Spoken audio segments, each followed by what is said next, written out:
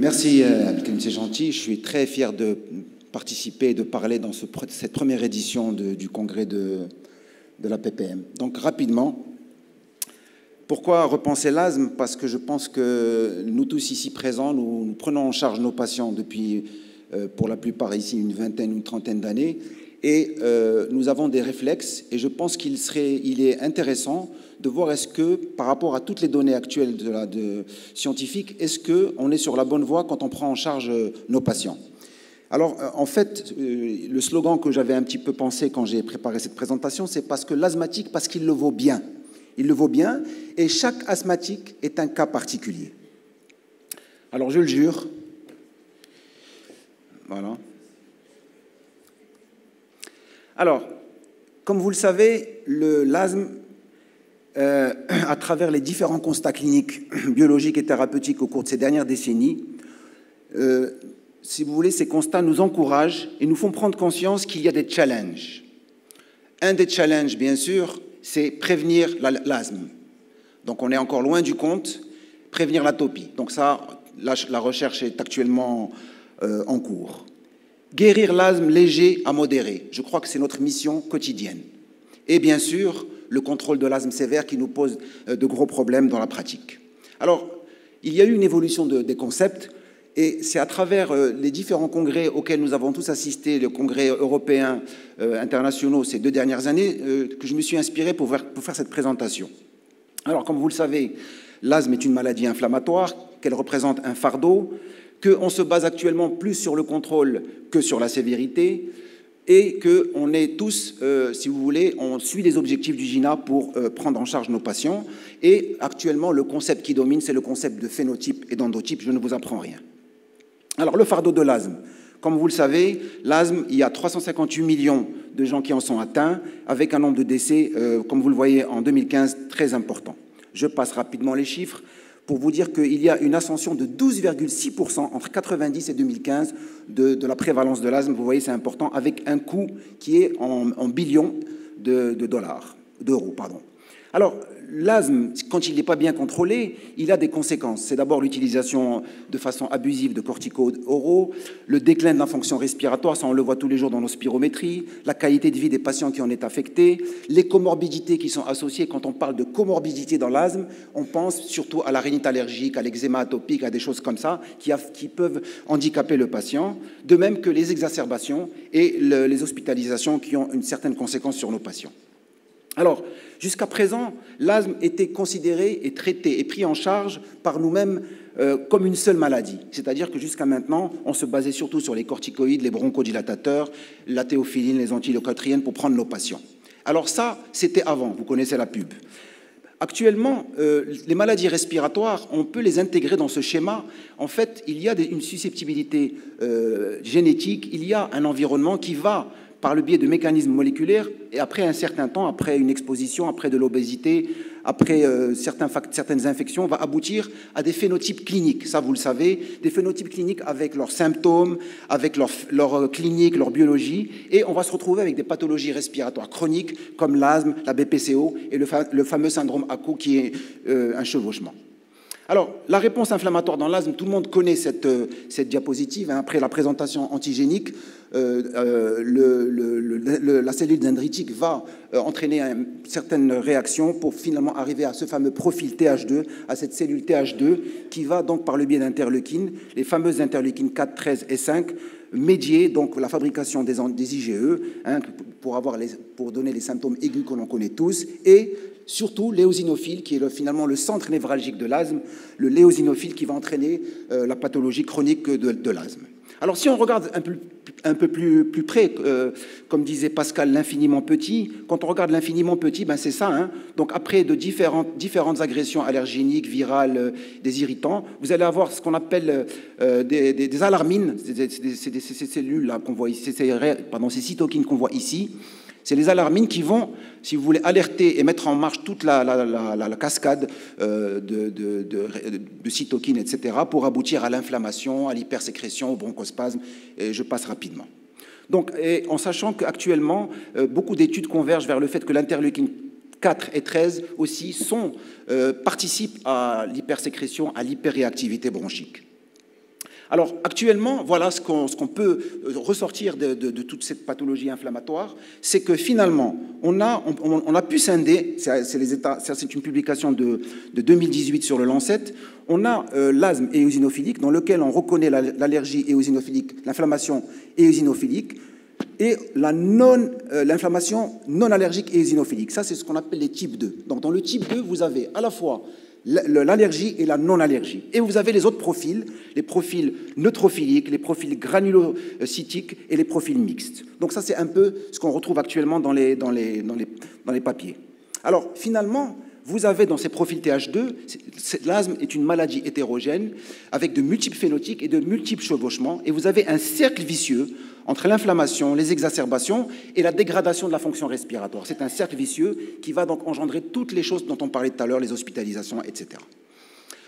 Donc, finalement, si on schématise, il y a plusieurs schémas qui vous ont proposés, alors je vous en ai choisi plusieurs parce que chacun fixe les idées à sa façon. Là, je vous propose cette façon qui est un peu une façon de 2 dimensions, où vous avez les profils TH2, vous voyez, ces profils TH2 avec les interleukines qui y correspondent, interleukines 4, 5 et 13, et vous voyez que l'allergie, finalement, vous voyez que cette allergie va petit à petit diminuer en fonction des profils. Vous voyez que vers le profil non TH2, on ne retrouve pas beaucoup d'allergies. On va plutôt se retrouver sur des profils de neutrophilie. C'est là où on va retrouver les obèses, on va retrouver l'asthme sévère et avec un début un peu plus tardif de la symptomatologie. Donc ça, vous connaissez. Il y a de même ce schéma qui a été publié en 2008, où on reconnaît les différents phénotypes d'asthme. Ça, je ne vous apprends rien, vous le connaissez. Mais il est important de fixer les idées par rapport à ces phénotypes quand on reçoit un patient en face de nous. Et, si vous voulez, on peut de même schématiser au cours du profil évolutif depuis l'âge préscolaire jusqu'à l'âge adulte, où vous voyez l'évolution des différentes formes d'asthme. Vous les avez toutes ici, on ne va pas les retracer, mais c'est important de les fixer et de voir qu'en fonction du temps, les asthmes évoluent. Alors, ce qui est important aussi par rapport à toutes ces données, c'est de voir que finalement 50% des patients asthmatiques ont une inflammation de type TH2. Et dans cette inflammation de type TH2, comme je vous l'ai dit, vous avez les patients qui sont modérés, qu'on va retrouver, mais vous avez également les patients qui sont non contrôlés et les patients qui sont sévères. Donc dans ces 50% de patients, vous avez cette triade de patients. Alors, si vous voulez, à ces profils cytologiques, histologiques, vous avez les biomarqueurs qui peuvent nous permettre d'identifier. Ça aussi, je pense que vous connaissez. Donc, c'est maintenant la fameuse utilisation du compte des éosinophiles dans le sang, de la périostine, des éosinophiles dans les crachats et du fameux phéno qu'on peut également faire en pratique quotidienne. Voilà. Donc, il y a des comorbidités qui sont liées à l'inflammation, je vous en parlais, et ça, c'est important de les rechercher parce qu'elles vont être déterminantes pour le contrôle de la maladie. Il y a une diapo qui ne passe pas, c'est pas grave. Donc, en fait, ces comorbidités, c'est, par exemple, l'ésophagite éosinophile, c'est la rhinite allergique, c'est la polypose nasale, c'est les exacerbations. Donc, vous voyez qu'en fonction de l'existence ou pas de ces comorbidités, vous allez avoir des exacerbations et vous allez avoir un déclin de la fonction respiratoire. Alors finalement, pour arriver au contrôle de l'asthme, où on peut dire qu'il y a eu des pas de géant de fait, avec toutes les thérapies qu'on a, mais il y a des piétinements. Donc ces pas de géant, c'est l'arsenal thérapeutique, ce sont les nouvelles molécules de l'asthme sévère. Les piétinements, c'est finalement 2/3 de patients asthmatiques non contrôlés. C'est une mortalité qui stagne depuis 10 ans. Donc nous avons le devoir de promouvoir les scores de contrôle, l'approche éducative systématique, la reconnaissance précoce des formes sévères, c'est important. Alors, bien sûr, ça vous le savez également, il y a l'évaluation du risque du patient, du risque futur du patient, ça vous le retrouvez dans le GINA, les facteurs de risque modifiables d'exacerbation, les facteurs de risque non modifiables d'exacerbation, les facteurs de risque de troubles ventilateurs obstructifs fixés, les facteurs de risque d'effets indésirables de traitement, et dernièrement, on a introduit le phéno et la surveillance par spirométrie tous les 3 à 6 mois pour évaluer le meilleur VMS, puis une surveillance périodique. Bien sûr, ne jamais oublier les diagnostics différentiels qui parfois existent. Alors, les facteurs de risque d'exacerbation, vous avez un résumé ici. Vous avez par exemple l'asthma attack history, les exacerbations. Ça va jouer.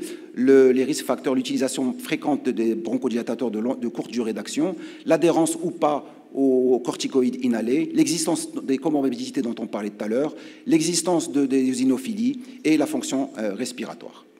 Alors, bien sûr, on connaît ce schéma, c'est comme ça qu'on prend en charge nos patients en se référant à ces paliers, je ne vous apprends rien, et la surveillance par l'ACT, par le questionnaire ACT, et à partir de là, vous allez établir un traitement et contrôler, et en fonction de la réponse au traitement, vous allez soit décroître, soit augmenter le traitement en fonction des scores, etc.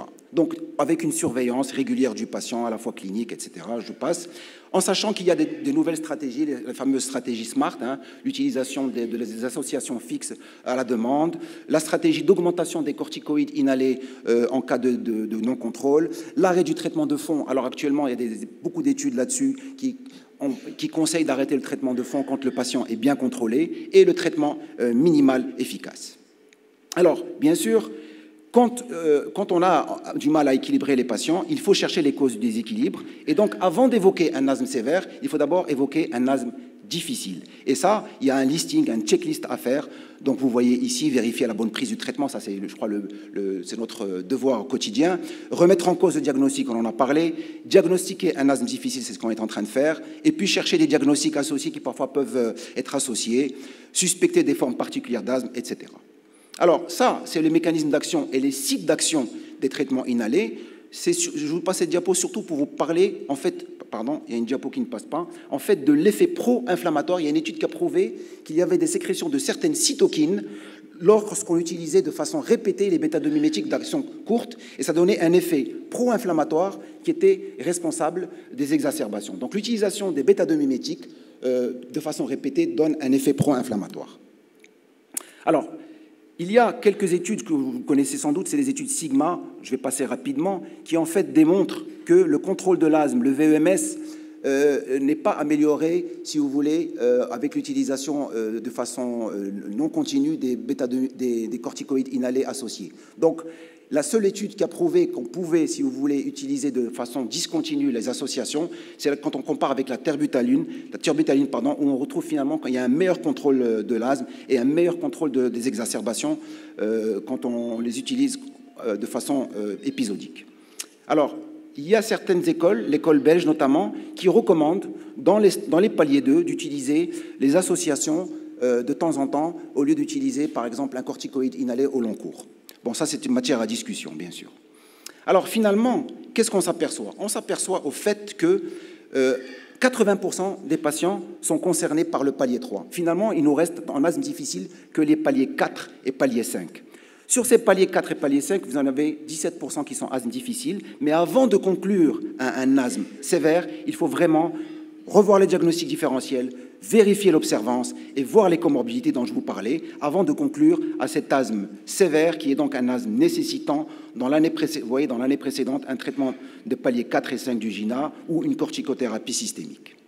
Alors, l'asthme sévère, ça veut dire quoi? Ça veut dire, de nos jours, biothérapie. Alors, biothérapie, je ne vais rien vous apprendre, vous avez les anti-IgE, vous avez les anti-interleukine 5, interleukine 13, donc il faut savoir les prescrire. Pour les prescrire, il faut en prédire la réponse. Donc, on a parlé, il y a des marqueurs qu'il faut savoir demander et voir, et il faut évaluer la réponse. Pour évaluer la réponse, il faut évaluer sur le contrôle de l'asthme, sur l'existence des comorbidités, sur le remodelage, sur l'inflammation, etc. Et donc, à partir de là, vous avez tous ces thérapies ciblées, vous avez le Xolair, le Malizumab, le Mepolizumab, etc., que vous allez choisir en fonction des données biologiques et cliniques. Donc voilà, c'est ce qui est dit ici, et en sachant que les biothérapies ne sont pas efficaces chez tous les asthmatiques, il faut donc considérer d'autres critères de jugement que le VMS. Vous voyez, donc on se base sur les symptômes, les exacerbations, et surtout sur l'épargne cortisonique. C'est ça l'objectif. Alors finalement, on en arrive à des cibles connues. Finalement, vous avez maintenant des patients qui sont TH2. Vous avez vu que c'est 50% de nos patients, avec les fameux, pour les asthmes donc, qui sont sévères, les fameux anti-IgE, interleukine 5, etc. Et vous avez les autres. Donc, ces patients, les autres, c'est des patients cortico-insensibles. Ça va être des patients plutôt tabagiques, plutôt obèses, plutôt non ésophiniques, chez lesquels on va essayer d'autres traitements, notamment la thermoplastie, le tiotropium, etc., les macrolides. Alors, finalement, on va vers une médecine prédictive et personnalisée. Vous voyez, on vient d'en parler, avec donc le patient, on le phénotype, à travers la clinique, à travers les biomarqueurs, pour définir un endotype et finalement un traitement. Et donc, finalement, on va probablement arriver un jour à des superhumab, des génialumab pour prendre en charge ces patients. Cette dernière diapo que je vous présente, c'est simplement pour vous montrer un peu l'évolution de tous les traitements que nous avons eus et que nous avons connus pour la prise en charge de nos patients. Vous voyez, donc ça a commencé finalement en 72 pour arriver actuellement en 2018-19, où on voit toute la panoplie des traitements qu'on utilise et également le traitement dont on va parler aujourd'hui, c'est-à-dire c'est la prise unique d'un traitement qui associe un bronchodilatateur de longue durée d'action et un corticoïde inhalé. Je vous remercie.